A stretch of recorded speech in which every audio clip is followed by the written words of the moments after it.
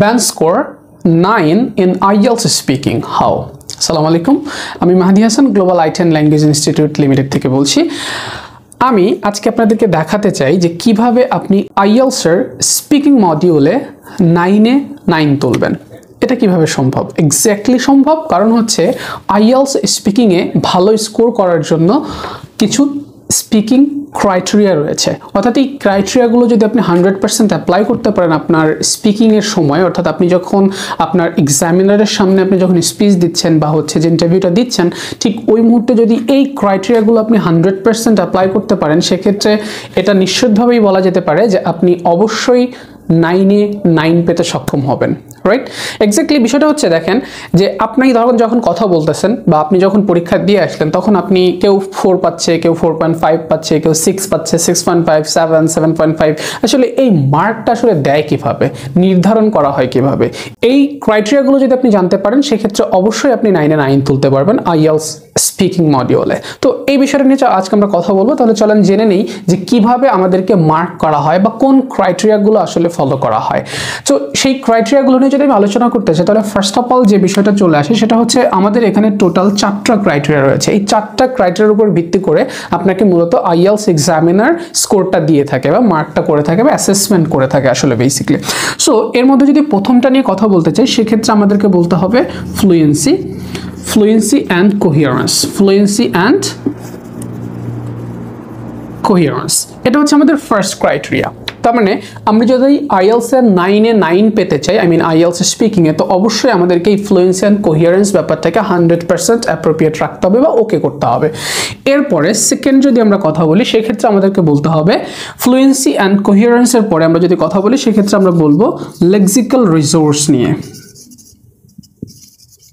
Lexical resource, তো এই lexical resource আপনাকে 100% অ্যাপ্লাই করতে হবে যদি আপনি IELTS স্পিকিংয়ে 9-এ 9 পেতে চান। অ্যান্ড দেন হচ্ছে যদি আমরা 3 নম্বর ক্রাইটেরিয়া নিয়ে কথা বলি, সেক্ষেত্রে আমাদেরকে বলতে হবে গ্রামাটিক্যাল রেঞ্জ অ্যান্ড অ্যাকিউরেসি। তো গ্রামাটিক্যাল রেঞ্জ অ্যান্ড অ্যাকিউরেসি, এই 3 নম্বর ক্রাইটেরিয়া আপনাকে 100% ফলো করতে হবে। এবং যা লাস্ট ওয়ান যেটা আপনাকে অবশ্যই ফলো করতে হবে, সেটা হচ্ছে প্রোনাউন্সিয়েশন। তো এই যে 4টা ক্রাইটেরিয়া আমি বোর্ডে লিখেছি, এই 4টা ক্রাইটেরিয়া প্রত্যেকেই ইন্ডিভিজুয়ালি 25% করে টোটাল 100% মার্ক এরা ক্যারি করে, অর্থাৎ এটাতে 25%, এটা 25%, এটা 25%, এটা 25%, তাহলে টোটাল হচ্ছে এখানে আপনাকে 100% মার্ক ক্যারি করতেছে এই 4টা ক্রাইটেরিয়া মিলিয়ে। অর্থাৎ আপনি পরীক্ষার হলে আপনি যখন এক্সামিনারের সামনে প্রশ্নগুলোর উত্তর দিচ্ছেন, সেই উত্তরগুলোর মধ্যে আপনার ফ্লুয়েন্সি লেভেলটা কেমন ছিল, অর্থাৎ এই ফ্লুয়েন্সিকে আপনাকে আবার আউট অফ 9-এর মধ্যে মার্ক করা হচ্ছে, এটাকে আউট অফ 9-এর মধ্যে, এটাতে 9, এটাতে 9, মানে প্রত্যেকটাকে আবার আউট অফ 9-এর মধ্যে আপনাকে মার্ক করা হচ্ছে। অর্থাৎ এই 25%-এর আসলে আপনি কত পার্সেন্ট সম্পূর্ণ করতে পেরেছেন? 25%-এ কি আপনি 25%-ই অ্যাপ্লাই করতে পেরেছেন, নাকি 24% অ্যাপ্লাই করেছেন, নাকি 20% অ্যাপ্লাই করেছেন? তার উপর ভিত্তি করে এই 9-এর মধ্যে আপনি আসলে কত পাবেন সেটা ডিপেন্ড করবে। তো সুতরাং এই 4টা জিনিস আপনি যদি 100% অ্যাকিউরেটলি আপনার স্পিকিং মডিউলে বা স্পিকিং যখন আপনি এক্সামটা দিবেন, ওই মুহূর্তে যদি আপনি অ্যাপ্লাই করতে পারেন, তাহলে নিঃসন্দেহে বলা যায় যে এক্সামিনার বাধ্য থাকবে আপনাকে 9-এর মধ্যে 9 দিতে। তাহলে এখন বিষয়টা হচ্ছে এই জিনিসগুলো আমি কিভাবে 100% অ্যাপ্লাই করবো, that's the point, that's the question, right? So if I talk about, সেটা অ্যাপ্লাই করার জন্য, অ্যাপ্লাই করা তো পরবর্তী ব্যাপার, তো অ্যাপ্লাই করার পূর্বে আমাকে আসলে জানতে হবে যে what is called this criterias. তার মানে এই ক্রাইটেরিয়াগুলো দ্বারা আসলে কি বোঝাচ্ছে। যেমন এখানে যদি শুরুতেই আসি, সেক্ষেত্রে বোঝাচ্ছে ফ্লুয়েন্সি। তো ফ্লুয়েন্সি মানেটা আসলে কি, এটা আমাকে ফার্স্ট অফ অল বুঝতে হবে। তো ফ্লুয়েন্সি মানে আমাদের আমি দেখেছি আমার শিক্ষকতা জীবনে আমি অনেক শিক্ষার্থী এখন পর্যন্ত ডিল করেছি, অ্যারাউন্ড 5000 আমি বলবো। তো এই 5000 শিক্ষার্থীদের মধ্যে আমি বলবো যে অলমোস্ট 70% প্লাস শিক্ষার্থী এটাই মনে করে যে ফ্লুয়েন্সি মানে হচ্ছে তাকে একজন নেটিভদের মতো করে কথা বলতে হবে এবং অ্যাট দ্য সেম টাইম তাকে কি করতে হবে, অনর্গলভাবে কথা বলে যেতে হবে, মানে কথার মধ্যে কোনো পজ নিতে পারবে না, কোনো ব্রেক নিতে পারবে না, কিচ্ছু নিতে পারবে না। This is call fluency according to their thought. So তারা মনে করে যে এক ফ্লুয়েন্সি বিষয়টা এরকম, বাট আলটিমেটলি ফ্লুয়েন্সি ব্যাপারটা এরকম না। ফ্লুয়েন্সি আপনাকে জানতে হবে যে ফ্লুয়েন্সি বিষয়টা আসলে কি। ফ্লুয়েন্সি বিষয়টা যদি আমরা একটু ডিফাইন করে ব্যাপারটাকে এরকম দাঁড়াবে, সেটা হচ্ছে যে your speech, you have to talk in a rhythm. You have to talk in a rhythm, মানে আপনাকে ছন্দে ছন্দে কথা বলতে হবে। আই মিন আরেকটু সহজ করে বললে এরকম বলা যেতে পারে যে the pauses you are taking has to be the similar. তার মানে আপনি যে পজগুলো নিচ্ছেন সেই পজগুলো সিমিলার হইতে হবে, একই হইতে হবে। পজ মিন্স কি ব্রেথ। আমরা যখন দুইটা ওয়ার্ড কথা বলি বা কথা যখন আমরা বলতেছি, একটা ওয়ার্ড বলার পরে আর একটা ওয়ার্ডের মাঝখানে বা একটা গ্রুপ অফ মানে সেন্টেন্সের গ্রুপ অফ ওয়ার্ডস বলার পর আরেকবার কিছু গ্রুপ অফ ওয়ার্ডস বলার মাঝখানে কিন্তু আমরা একটা ছোট্ট ব্রেথ নেই বা দম নেই। তো এই যে দম নেওয়ার সময়টা, এই সময়টা প্রত্যেকটা আমি শুরু থেকে একদম শেষ পর্যন্ত যেখানে আমি স্পিকিংটা শুরু করলাম এবং যেখানে শেষ করলাম এর মাঝে আমি অনেকবার এরকম ব্রেথ নিব বা হচ্ছে আমি এরকম দম নিব। তো এই ব্রেথ যখন আমি নিচ্ছি প্রত্যেকটা ব্রেথের ডিউরেশনটা সিমিলার হবে বা সমান হবে বা একই হবে, এটাকেই মূলত ফ্লুয়েন্সি বলা হয়। দ্যাট মিনস আপনি এরকম করা যাবে না যে আপনি প্রথমে শুরু করেছেন খুব স্পিডে শুরু করেছেন, লাস্টে গিয়ে খুব স্লো হয়ে গেছেন। তার মানে কি, এই যে আপনার যে পজেস, আপনি যে পজগুলো নিচ্ছেন গ্রুপ অফ ওয়ার্ডসের মাঝখানে, এই পজগুলো কিন্তু কি হচ্ছে, সেম হচ্ছে না, আলাদা আলাদা হয়ে যাচ্ছে। তার মানে প্রথমে আপনি খুবই সামান্য পরিমাণে পজ নিয়েছেন এবং লাস্টের দিকে গিয়ে খুবই বেশি পরিমাণে পজ নিচ্ছেন। তো এই জায়গায় গিয়ে দেখা যাচ্ছে আপনি ফ্লুয়েন্সিতে মাইর খাবেন। তো সুতরাং আপনাকে যেটা করতে হবে সেটা হচ্ছে you have to talk in a rhythmic way, right? আপনাকে রিদমিক ওয়েতে কথা বলতে হবে, ছন্দে ছন্দে কথা বলতে হবে এবং যে পজগুলো আপনি নেবেন সেই পজগুলোর ডিউরেশনটাকে সিমিলার রাখার চেষ্টা করতে হবে, একই পরিমাণে রাখার চেষ্টা করতে হবে। তাহলে আপনি মোটামুটি ফ্লুয়েন্সিতে যে 9 সেই 9-এর 9 পেয়ে যাবেন ইনশাআল্লাহ। এরপরে if I talk about the coherence, coherence means হচ্ছে, এটাকে যদি একটু পরিষ্কার করে আমি বোঝাতে চাই সেক্ষেত্রে হচ্ছে রেলেভেন্সি। দ্যাট মিনস হচ্ছে আপনাকে যে টপিকে প্রশ্ন জিজ্ঞাসা করা হয়েছে আপনি কি ওই নির্দিষ্ট টপিকের উপরেই কথা বলতেছেন কিনা, নাকি এমন হচ্ছে যে আপনাকে প্রশ্ন করছে একটা বিষয় সম্পর্কে, আপনি কথা বলতে বলতে ধরেন 2 লাইন বলছেন ওই টপিকের উপরেই, কিন্তু পরের 3, 4, 5 নাম্বার সেন্টেন্সে গিয়ে দেখা যাচ্ছে আপনি আপনার টপিক থেকে আউট হয়ে গেছেন বা ডিরেইল হয়ে গেছেন। তো এই ডিরেইল হওয়া যাবে না, অর্থাৎ টপিকে থাকাটাকেই বলা হচ্ছে কোহেরেন্স। তো আপনাকে যেটা দুইটা জিনিস মাথায় রাখতে হবে, একটা হচ্ছে আপনি যদি এই মানে ক্রাইটেরিয়া নাম্বার 1 এখানে যদি 25% অর্থাৎ 9-এ 9 পেতে চান এই ক্রাইটেরিয়া নাম্বার 1 এর, সেক্ষেত্রে আপনাকে যেটা করতে হবে you have to talk in a rhythmic way এবং অবশ্যই আপনাকে কি করতে হবে, রিলেভেন্ট থাকতে হবে, ডিরেইল হওয়ার কোনো সুযোগ নাই। যদি এই দুইটা জিনিস আপনি নিশ্চিত করতে পারেন তাহলে আমি আপনাকে নিশ্চয়তা দিচ্ছি সেটা হচ্ছে যে আপনি অবশ্যই ফ্লুয়েন্সি এবং কোহেরেন্সের যে 9-এর 9 এটা আপনি 100% পেয়ে যাবেন, রাইট? এরপরে if I talk about the lexical resources, তো লেক্সিক্যাল রিসোর্সেস আসলে বিষয়টা কি? লেক্সিক্যাল রিসোর্সেস এটা আইএলটিএস এর ভাষায় এটাকে বলা হয় লেক্সিক্যাল রিসোর্সেস, বাট আমরা যদি একটু সাধারণভাবে বলি সেক্ষেত্রে ব্যাপারটা এরকম দাঁড়াবে, এটি হচ্ছে ভোক্যাবুলারিজ, অর্থাৎ আপনার ভিতরে ভোক্যাবুলারিজ এর মানে কি বলবো আমি, ডেপথনেস কতটুকু আছে সেটা যাচাই করার পদ্ধতি বা মাধ্যমই হচ্ছে লেক্সিক্যাল রিসোর্সেস, রাইট? তো আপনি ঠিক কি পরিমাণে ভোক্যাবুলারিজ জানেন, কত অ্যাডভান্সড ওয়ার্ড জানেন, কত ফ্রেজ জানেন, কত ইডিয়ম জানেন, এই জিনিসগুলোকে অ্যাসেস করার মাধ্যমটাই হচ্ছে লেক্সিক্যাল রিসোর্স। আচ্ছা, এখন একটা প্রশ্ন হতে পারে সেটা হচ্ছে যে আমি হয়তো অনেক ভোক্যাবুলারি জানি, কিন্তু আমি এক্সামিনারকে 11 থেকে 14 মিনিটের মধ্যে কিভাবে বোঝাবো যে আমি অনেক লেক্সিক্যাল রিসোর্স জানি? তো এটার জন্য ছোট্ট একটা বিষয়, সেটা হচ্ছে যে আপনাকে এক্সামিনারকে জানাইতে হবে না যে আমি 3000, 4000, 5000, 10000 ভোক্যাবুলারিজ জানি এবং অ্যাডভান্সড ওয়ার্ড জানি, এটা এক্সামিনারকে বোঝানোর কিছু নাই।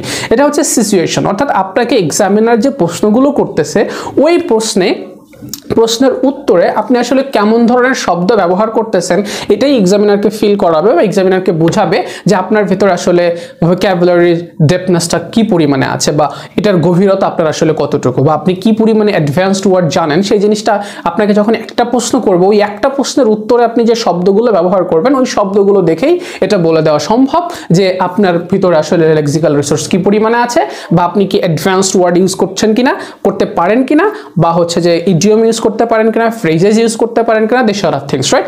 সো লেক্সিক্যাল রিসোর্স বলতে আমরা যেটা বুঝলাম সেটা হচ্ছে the depthness of vocabularies and the advanced using of advanced word, less common word, this are things, right?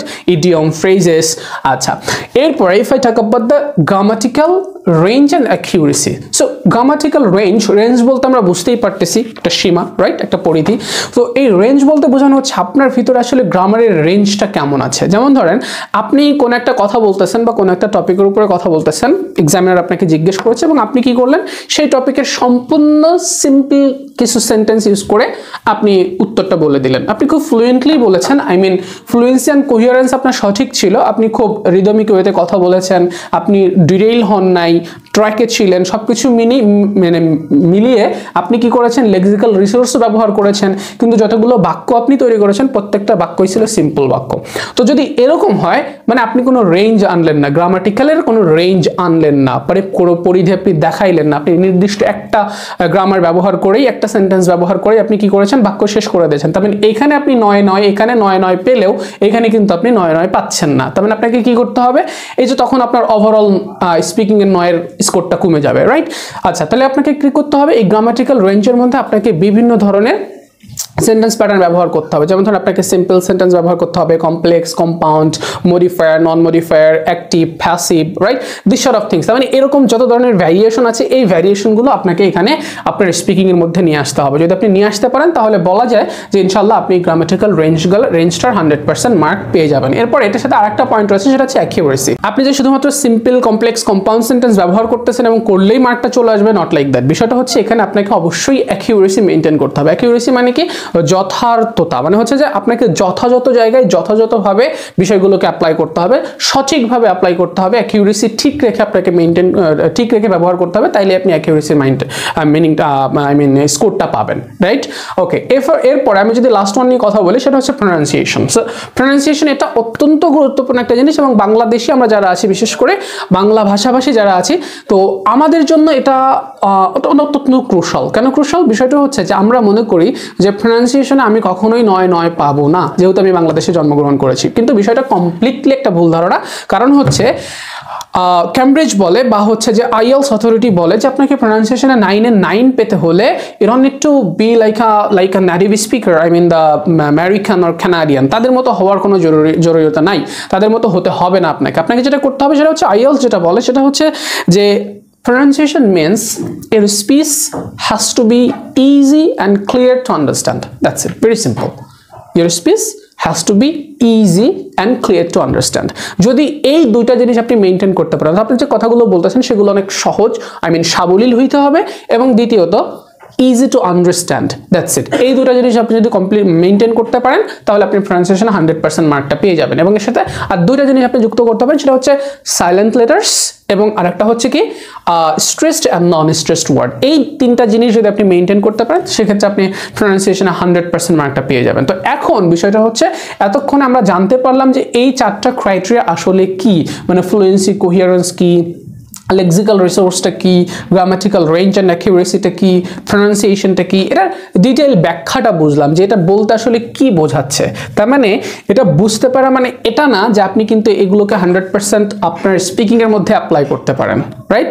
পারবেন না, এখনই আপনি পারবেন না, কারণ আপনি কেবলমাত্র জেনেছেন যে এগুলো কি, এগুলোর নাম কি, এগুলোর কাজ কি, এগুলো জেনেছেন।